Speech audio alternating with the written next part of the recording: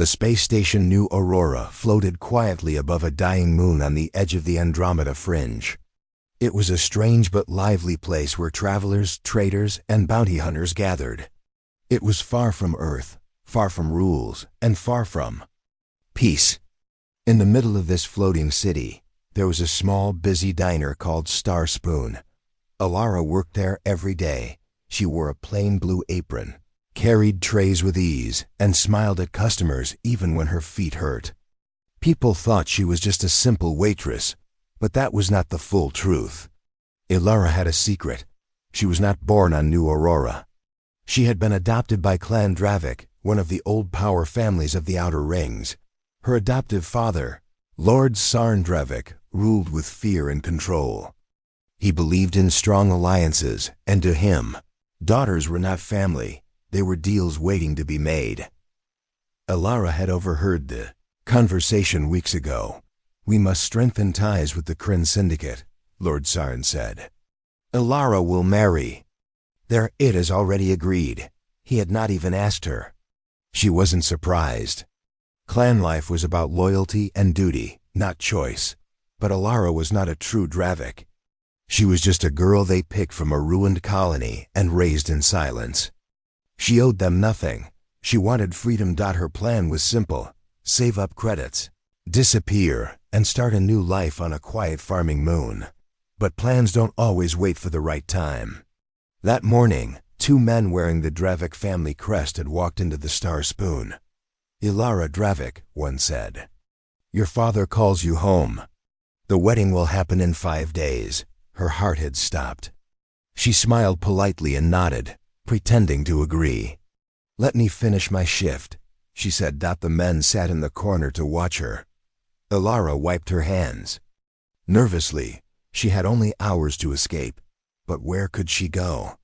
The Dravik guards knew every path, every spaceport, every secret exit on New Aurora.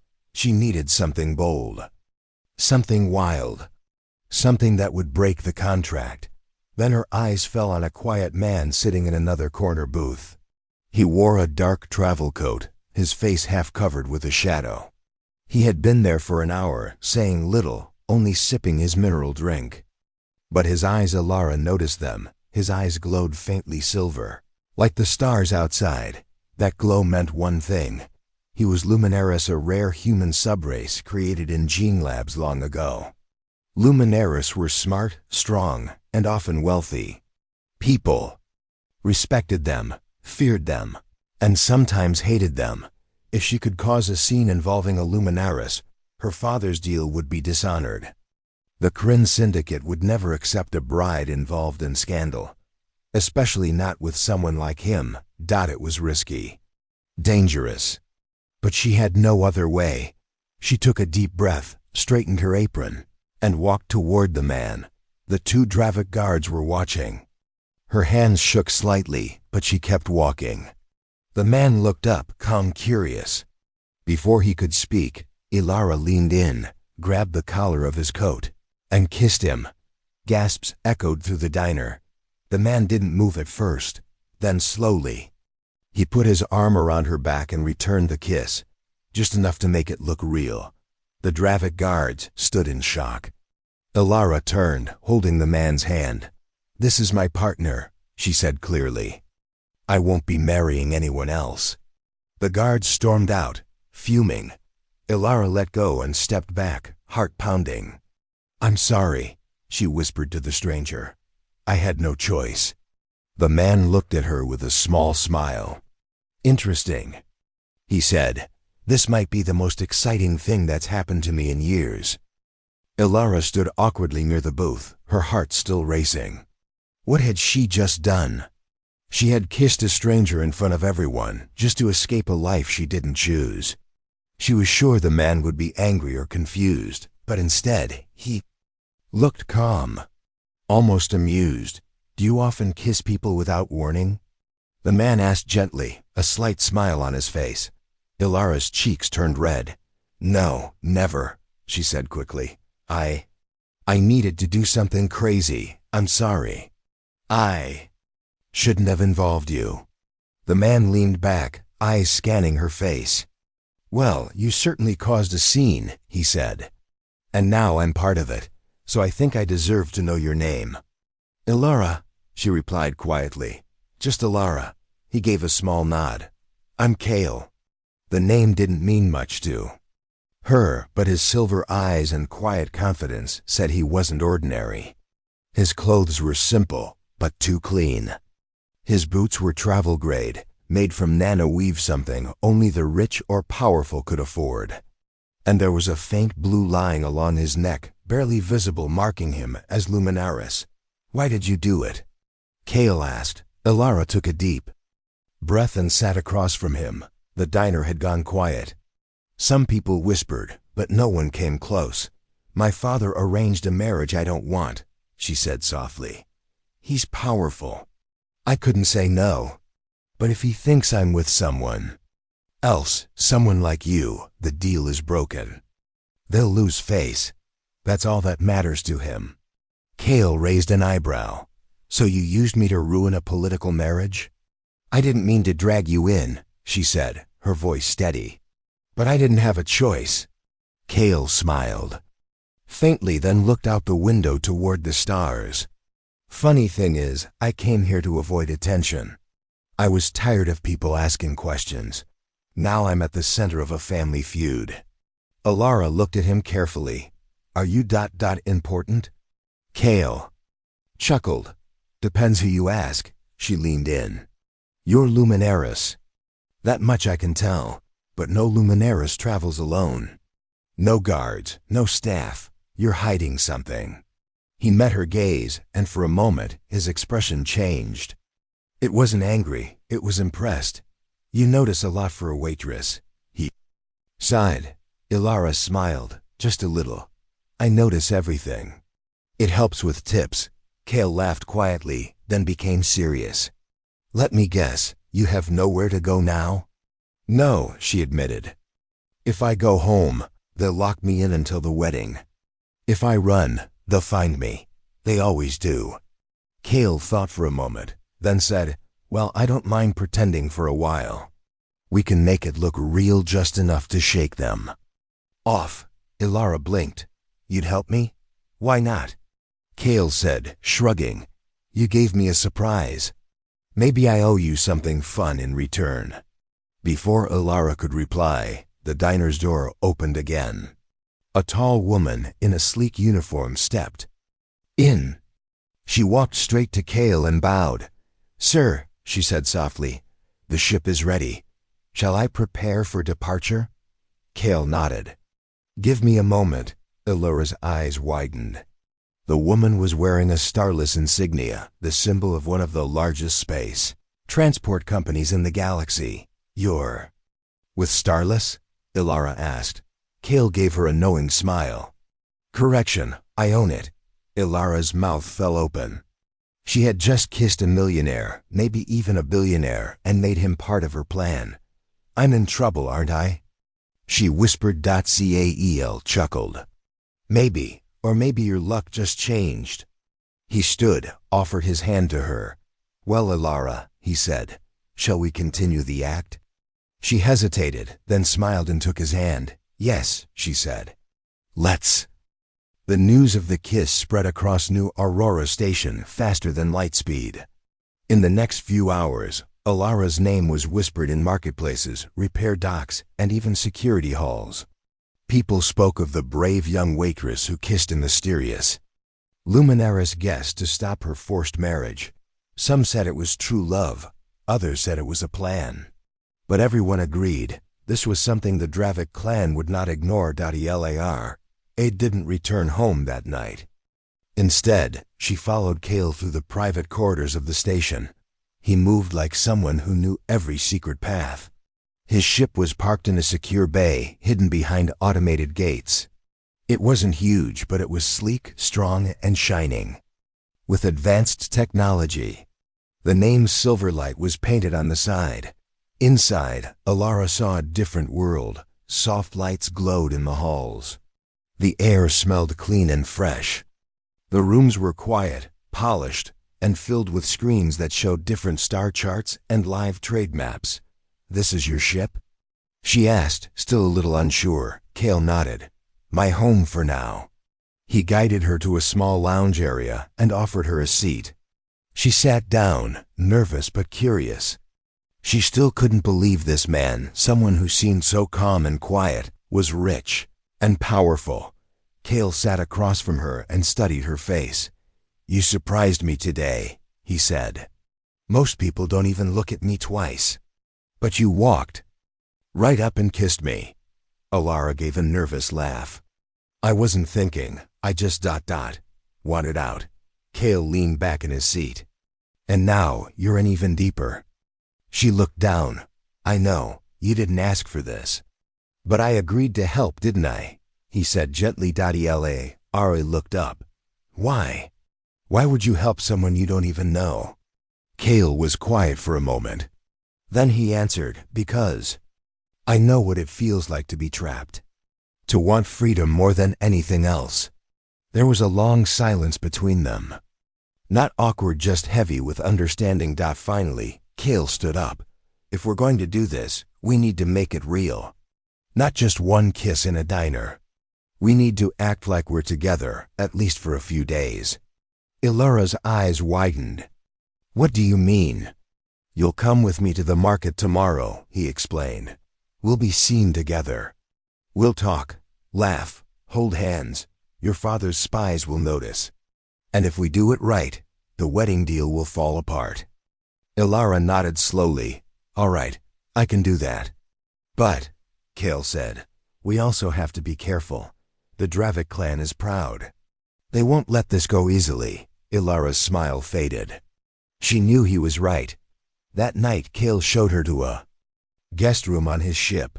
It was small but warm. There was a soft bed, clean clothes, and a screen with entertainment channels. It was more comfort than she had known in years. As she lay in bed, Ilara stared at the ceiling. She had kissed a stranger. And now she was on a millionaire's ship, pretending to be his partner. It felt like a dream, but not the kind where everything was perfect. It was the kind where anything could happen, good or bad. In the other room, Kale stood by the window, watching the stars. He didn't know why he had agreed to help her. Maybe it was her courage. Maybe it was her fire. Or maybe deep down, he was tired of being alone. Whatever the reason, one thing was clear. Their lives were now connected, and the galaxy was watching. Morning on New Aurora space station was never quiet. Ships landed, cargo bots rolled, vendors shouted over each other. But for Ilara, this morning was different. She woke up on Kale's ship, Silverlight, still unsure if everything that happened was real. As she stepped out of her room, she found Kale already dressed in a dark coat, sipping something warm from a glass cup. You're up, he said calmly. Ilara gave a tired smile. Still trying to believe all this, Kale smiled. Come on. We've got a market to visit. They left the ship through a private exit and walked into the upper levels of the station's trade district. The market was full of bright lights, floating signs, and alien music. Different species moved around: humans, robots, and others Ilara didn't even recognize. As they walked side by side, Ilara noticed people staring. Some whispered. Some pulled out wrist devices to take pictures. I think we're being noticed, she said softly. That's the idea, Kale replied. He reached out and gently took her hand. She flinched slightly, but then let him. It was strange but not unpleasant. Kale's hand was warm, steady. He didn't seem nervous at all. They stopped by a vendor selling starberries. Kale bought a small packet and offered it to Ilara. These are rare. Try one. She tasted the fruit and smiled.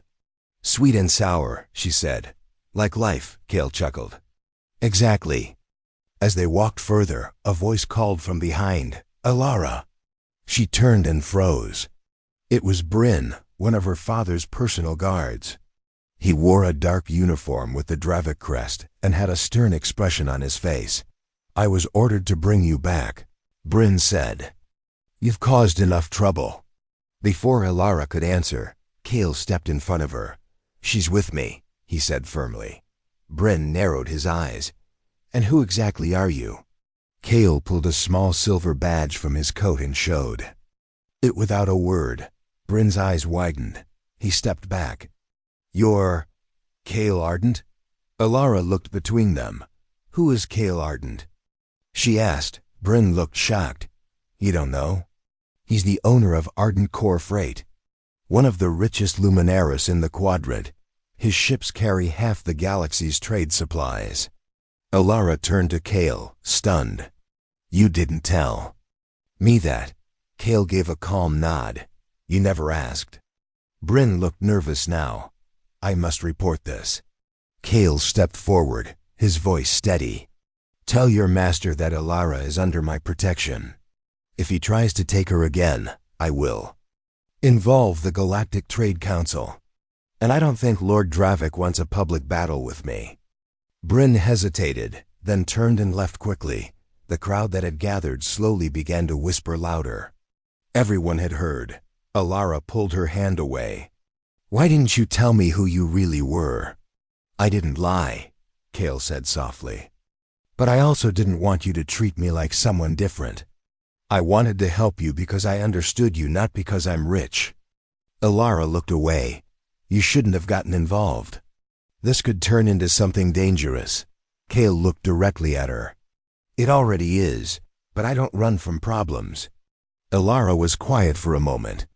Then she said, neither do one. They stood in silence as the market buzzed around them. For the first time, Alara realized something important. Cale wasn't just helping her. He was standing beside her. And he wasn't afraid. Whatever came next, they would face it together. Alara sat quietly inside the silver light, staring at the stars through the window. Everything had changed so fast. Just yesterday, she was a waitress trying to escape a forced marriage. Now she was standing beside Cale Ardent, a luminaris millionaire, while her father's men watched her every move. She turned her head as Cale entered the room, carrying 2 cups of warm spiced tea. You didn't have to scare Bryn like that, Alara said with a small smile. Cale handed her the cup and sat beside her. Sometimes fear is the only thing people like your father understand. Alara sipped the tea and looked at him. You surprised me again. Cale raised an eyebrow. How so? You didn't run when things got messy, she replied. Most people would have, Cale shrugged. I've faced pirates, traitors, and trade wars. One angry noble doesn't worry me. Alara smiled again, but then her face turned serious. I know you've done a lot for me, Cale, but I can't let you risk everything for someone like me. He leaned forward slightly. Alara, I don't see you as a risk. I see you as someone who took control of her own story. You were brave enough to fight your fate. That deserves respect. Her eyes softened. No one had ever said something like that to her. Cale looked at the data screen beside them. It showed a list of upcoming diplomatic events, meetings, and trade forums on New Aurora. He tapped one of the names. There's a trade banquet in 2 nights, he said. Every powerful family, including the Draviks, will be there. It's a public event, safe, and a perfect place to make things official. Alara blinked. Official? He nodded. If we go there as a couple, it will send a clear message to your father and his allies that you've made your own choice. That? You're no longer his pawn. Alara hesitated. So, we continue the act? Cale looked at her with a gentle smile. Only if you're still okay with it. She thought for a long moment, then slowly nodded. Yes, let's do it. Let's show them I'm not someone they can control. They shook hands, but it felt like something more than a deal. It felt like trust. Later that evening, Alara stood before a large mirror inside one of the guest rooms. A robot assistant brought her a long dress, elegant but simple, made from star fabric that shimmered faintly under light.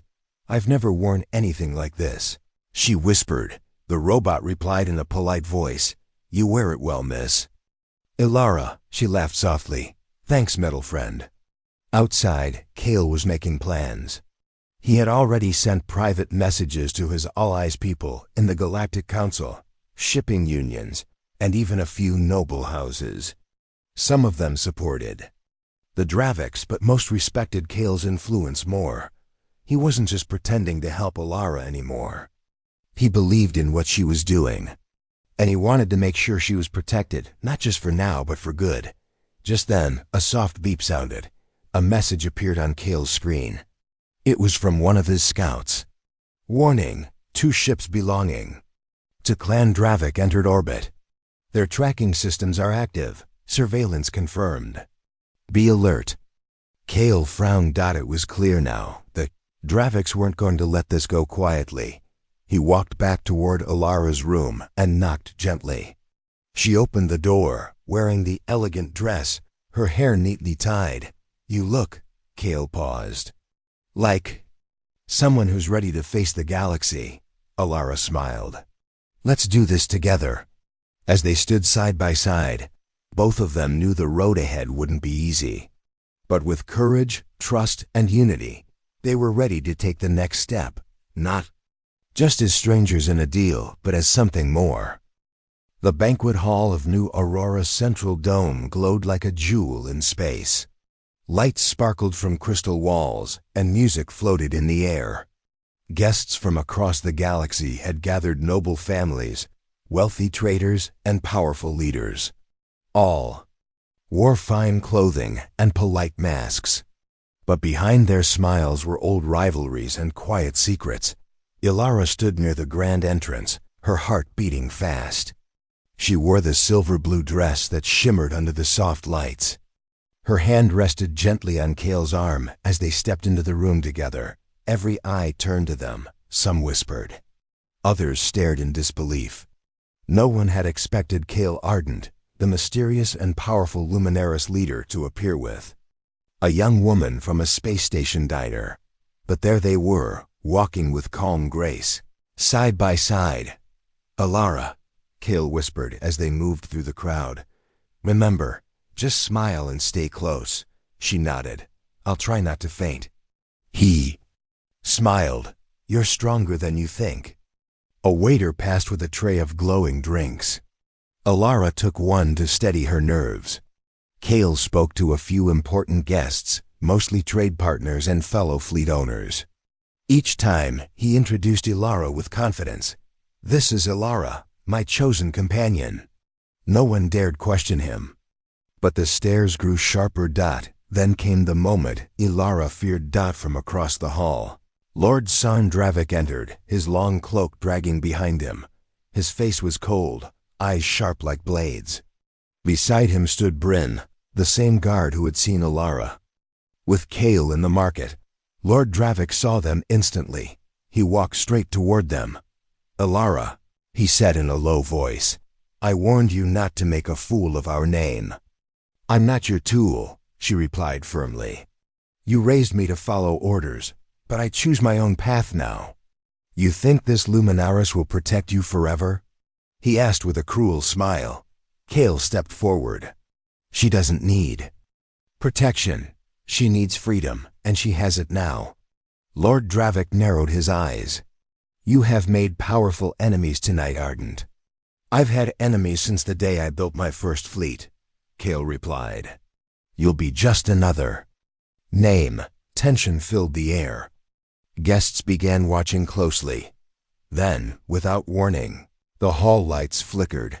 A loud noise shook the floor. Suddenly, 2 armed men in black armor burst into the room. Dravik agents. They moved fast, heading straight for Alara and Kale. But Kale was faster. He pressed a small button on his wrist. A shield of blue energy formed instantly around them. The attackers' weapons hit the shield, sparking, but didn't break through. Security bots moved in seconds later and captured the intruders. Gasps echoed through the hall. The station governor, a tall woman in white robes, stepped forward. There will be no violence here, she said firmly. Lord Dravik, your men have broken the peace treaty of this event. Dravik didn't speak. His face was stiff with rage. But he turned and stormed out of the hall. Alara exhaled, shaking. That was close. Kale turned to her. Too close. We can't stay here long. He's growing desperate. As the music slowly resumed and the guests tried to act normal again, Ilara realized something important. This was no longer just about escaping a forced marriage. It was a war of power, and she and Kale had stepped right into the middle of it. But strangely, she didn't feel afraid anymore. Not with Kale beside her. Not with her voice finally being heard. For the first time in her life, she was not running. She was standing. The silver light flew quietly through the black sky, leaving new aurora behind. The stars outside twinkled like cold diamonds. Inside, Ilara sat in the ship's lounge, holding a warm mug and thinking about everything that had happened. The banquet, the attack, her father's warning. It all felt like a storm that had passed. But she knew the danger wasn't over. Kale entered the room, his long coat folded over one arm. He had been speaking to the ship's pilot and checking their new route. When he saw Ilara sitting alone, he walked over and sat beside her. "You've been quiet," he said gently. Ilara nodded. "I've been thinking." "About the attack?" "No," she said. "About you." Kale looked surprised. "Me?" Ilara turned to him. "You helped me so much. You stood up to my father, protected me, even risked your reputation. But I don't know anything about your past. Why?" Kale looked away for a moment, his expression serious. Then slowly he began to speak. "I wasn't always rich," he said. "In fact, I wasn't even free." Ilara listened quietly. "I was created in a lab," Kale continued. "Like many luminaries. We were made to be smarter, faster, better than normal humans. But the truth is, we were made to serve." Ilara's eyes widened. "We were trained like machines," he said. "Taught to obey. I worked for years under a mining lord who treated me like property. Until one day I escaped." Ilara leaned forward. "How?" "With help," Kale said. "A traitor saw me and took a risk. He gave me a ship, a chance, and a reason to believe I could be more than what I was made for. I started small, running cargo, fixing engines, and slowly I built my fleet." Ilara was silent for a moment. Then she said, "That's why you understand. You know what it's like to be trapped, just like I was." Kale nodded. "That's why I helped you." Ilara smiled softly. "You don't act like a millionaire." "And you don't act like a waitress," Kale replied. They both laughed quietly. For the first time in many days, Ilara felt light. Like a heavy stone had been lifted from her heart. Kale looked at her with calm eyes. "You were never just a tool for your father's plan. You have strength. I saw it the moment you marched up to me and kissed me without fear." She blushed slightly. "I was scared. I just didn't show it." "That's even braver," Kale said. The ship's lights dimmed as it entered sleep mode for night cycle. Ilara looked through the wide glass window at the stars. "Where are we going?" she asked. "To the free colonies," Kale replied. "Out there, your father has no control. You can decide who you want to be." Ilara turned toward him. "And what about you? Why are you going there?" Kale looked thoughtful. "Maybe I'm tired of being alone. Tired of pretending I don't care." They shared a long, quiet moment. The past was behind them, but the future was unknown. "Do you think we'll be safe?" Ilara asked softly. Cael answered. "Not always, but we'll be free." As the ship moved through space, Ilara felt something new in her heart. Not fear, not confusion, but hope. She had faced her past, found the truth, and stood her ground. Now, she wasn't running from something. She was running toward something better. And Kale wasn't just her protector anymore. He was her partner in the journey ahead. Together, they were rewriting their stories. The silver light docked near the moon city of Waitress, deep within the free colonies. This place was different. No clans, no lords, and no chains of power. People here lived by their own rules, working together to protect freedom and peace. Ilara stepped out of the ship with Kale beside her. The air smelled fresh, and colorful flags flew above the market towers. Children laughed in the distance, and music played in the streets. But peace doesn't last long when trouble follows. Just 2 days after arriving, Kale received a warning from his security team. Lord Sarndravik is coming, the message said. He is bringing his private fleet. He's calling it a diplomatic visit, but we know better. Ilara's heart sank. He found us. Kale placed a hand on her shoulder. Let him come. He won't find the same girl he once controlled. Ilara stood tall. Let's end this. On the day Lord Dravik arrived, the leaders of Valoris gathered in the city's hall, a wide, open structure with stone walls and glowing crystal lights. Ilara and Kale sat at the main table as guests of honor. Security bots guarded every corner. Then, the doors opened. Lord Sarndravik walked in, wearing his heavy dark cloak and surrounded by silent bodyguards. His eyes found Ilara instantly. Ilara, he said sharply, you've caused enough shame. Return now, and I will forgive your foolishness. Ilara stood. Her voice was steady. I'm not yours to command. Lord Dravik's eyes narrowed. You think this fake relationship protects you? Kale rose beside her. It's not fake, and Ilara doesn't need protection. She has strength of her own. You just never saw it. You think you've won, Ardent? Dravik growled. I'll crush your trade routes. You'll lose your power. Kale smiled calmly. Go ahead. I've already signed alliance deals with the free colonies. And guess what? They've agreed to block any Dravik fleet that crosses their border. The hall filled with gasps. Lord Dravik turned red with anger. You! But before he could speak more, the leader of Valoris, Lady Aran, stepped forward. This moon is free, she said clearly. We do not allow threats, fear, or forced unions here. Ilara is welcome, as one of our own. If you try to take her, you will be breaking our peace and we will respond. Ilara stepped forward boldly. I'm not running anymore, she said. You can't force me to marry. You can't decide my future. I have a voice now, and I've chosen my path. Kale smiled proudly. Lord Dravik stood frozen. He looked around. No one supported him. Even his guards looked uneasy. Finally, he turned and stormed out of the hall, his cloak flying behind him. He had lost. That evening, as stars filled the sky above Valoris, Ilara and Kale stood on the balcony of the guest house watching the ships fly past. You were amazing, Kale said softly. Ilara smiled. I feel like I can finally breathe. You earned this moment, he said. You stood up to him. She looked at him. I couldn't have done it alone. You didn't, he replied. And now you never have to be alone again. They held hands as the wind blew gently around them. The galaxy was wide, the future unknown, but they had each other, and that was enough. Ilara was no longer a helpless waitress. She was free.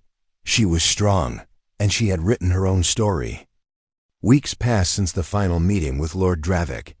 Life in Valoris slowly returned to normal, but for Ilara, everything was different. She was no longer hiding. No longer afraid. She now walked through the market streets with confidence. Traders smiled and greeted her by name. Children waved at her. The people of the free colonies had accepted her not because of her past, but because of her courage and kindness. And beside her, as always, walked Kale Ardent, though he was still a powerful leader. Here he wasn't treated like a king. He was respected, but more importantly, he was known as the man who stood by Ilara when she needed someone the most. One morning, as the sun rose over the silver hills of Valoris, Kale and Ilara sat outside a small cafe, sipping tea. I've been thinking, Kale said, placing his cup down. Ilara raised an eyebrow. About what? About what comes next, he replied. I don't want to go back to the way things were. Empty halls, endless meetings, and being surrounded by people who only care about my name. Alara smiled softly. So what do you want? Kale looked at her with steady eyes. I want to build something real. Not just ships and stations. I want to build a life with someone who sees me for who I am, not just what I own. Alara blushed slightly. And ... You think I could be that person? I don't just think, Kale said. I know. He reached into his coat and pulled out a small silver pendant shaped like a star. It glowed faintly, powered by rare moon crystals from his home system. This is not a proposal, Kale said gently. It's a promise, a new start. No contracts, no pressure. Just a future, if you want it. Alara held the pendant in her hands. It was beautiful, warm, and filled with meaning. She looked at him and smiled. Then I make a promise too. I won't run anymore. I won't hide. I'll stay by your side, Kale ardent, no matter where the stars take us. They both laughed quietly, full of peace and hope. Later that week, Alara opened her own cafe in the heart of Valorous starlight. Spoon.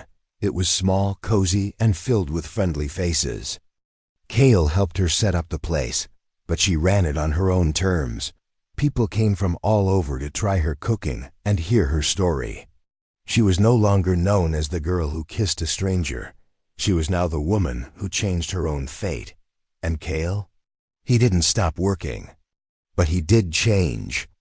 He handed over some of his duties to trusted partners and began spending more time on the ground, helping the colonies grow, listening to people's needs. They weren't just a couple. They were a team. One day, as they stood on the rooftop of the cafe, watching ships fly through the stars, Alara turned to him. Do you think people like us can really change the galaxy? Kale looked into her eyes. I think people like us already have. They held hands as the sun dipped below the edge of the moon, bathing everything in golden light. From a scared waitress to a free woman, from a lonely leader to a loyal partner. Their journey wasn't just about escape, it was about becoming more together. They had faced fear, fought against power, and chosen love, and now, the galaxy wasn't just watching them, it was learning from them.